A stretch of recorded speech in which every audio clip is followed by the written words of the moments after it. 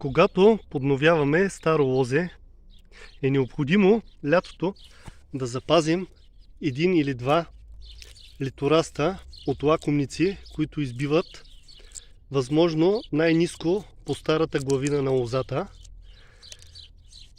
за да може при следващата година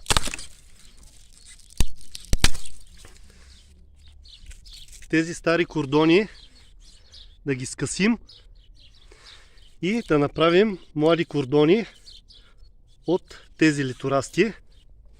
Изгледайте видеото до края. Ще ви покажа лятото как при филизането на лозата запазваме няколко литорасти,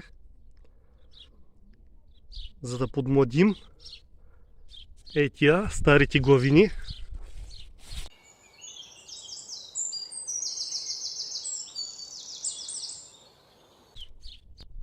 На тази лоза добре се вижда как се е получило.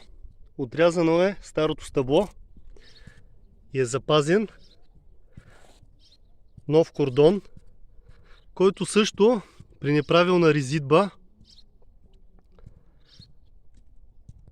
чеповете започват да се издължават.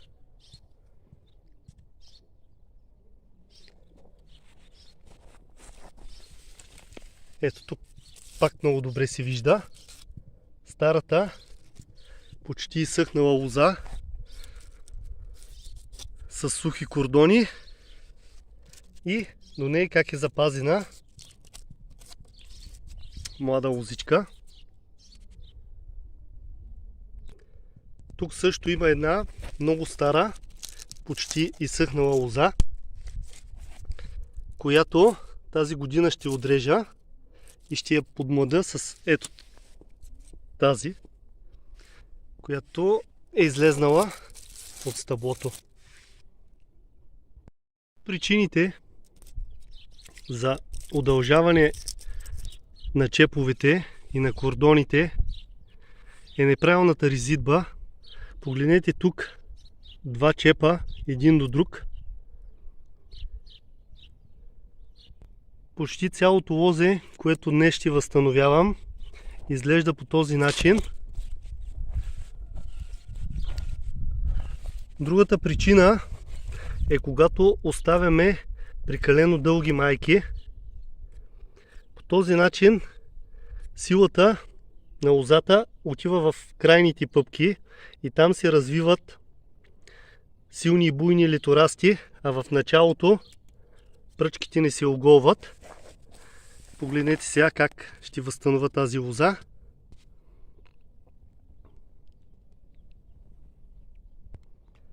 Като в ляво ще оставя от тези два млади и силни литораста една плодна пръчка и един чеп на две очи. Тук ще примахна това голо рамо, този кордон, и от тези два литораста от задния чеп ще направя също една плодна пръчка с един чеп на две очи. Ето по този начин се възстановява една много стара лоза, която доста години не е рязана по правилния начин. Когато имаме подходящи литорасти, възстановяването става много лесно. Затова изгледайте видеото до края, защото в него ще има и лятото как при филизенето ще покажа как при филизенето ще запазя няколко от лакомниците, които избиват от стъблото, за да мога при следващата година да възстановя и останалите стари лози в това лозе, които също доста години не са рязани правилно. Погледнете колко много чепове. 3 чепа един до друг. Лозето просто е посригвано, а не е рязано. И доста години чеповете са се издължили и са стигнали чак до втория тел. При тази лоза също много добре се вижда как, когато оставим плодната пръчка прекалено дълга, литорастите в началото, пъпките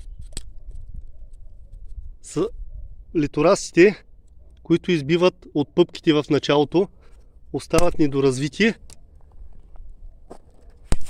за разлика от последните два. По този начин тази година не може да ползваме тази пръчка за възстановяване на тая стара лоза. Тук при тая младата лозичка има абсолютно същата грешка. Плодна пръчка от 12-13 пъпки и слаби литорасти, развити в началото и два силни в края. Тук е на лице още един неподходящ опит за възстановяване на стара лоза в това лозе. Два литораста, които са били достатъчно вдървесени, само че пак са оставени много дълги и всички литорасти, които са подкарали лятото от тях, са изсъхнали. Ето го и другия. Това е така, защото лятото не е правена зелена резидба и не е филизи на тази лоза. След малко във видеото ще ви покажа и как точно трябва да направите това, за да може да запазите тези два литораста и през следващата година да отрежете старите лози и да подмладите лозата. Неправилните грижи и резидби на лозите в продължение на няколко години, съчетани с издължаване на кордоните и загуба на плодни звена, могат да нанесат трайни увреждания на цялата структура на лозите. Това се забелязва ясно, когато се отреже някой от кордоните или цялата лоза. В такива случаи е необходимо добро подхранване с торове, а възстановяването на лозите трябва да се извършва постепенно в рамките на няколко години. Както вече ви казах в началото на видеото, за възстановяването на много стари и увредени лози ще използваме литорастите, които покарват от спящите пъпки по стъблото на лозата. За да стимулираме развитието им, е необходимо да примахнем старата кора от стъблата на лозите. При зелените резидби на лозите през лятото ние трябва да запазим най-силния, по възможност най-ниско израснал литораст от стъблото на лозата. А през пролетта на следващата година, ако литораста е достатъчно дебел и вдървесен, вече може да отрежем старата лоза и да оформиме стъбло на млада лоза от този литораст. Ако това видео ви е било полезно, дайте му един палец нагоре, а аз ще се постарая да отговоря на всичките ви въпроси, които имате към мен отдолу в коментарите. До скоро!